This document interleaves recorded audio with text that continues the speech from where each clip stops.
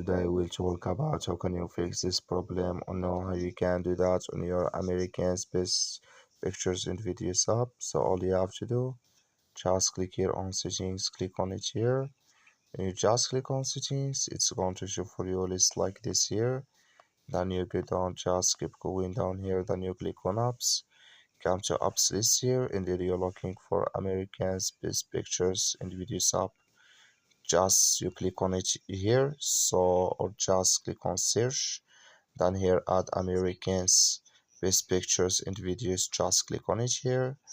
So then it's going to take you to this list. Click on for stop, then you click on OK, then you go down, just click on storage, come to storage list here, just click on clear cache. Then all you have to do, just restart your phone and start it again, then it's going to work with you.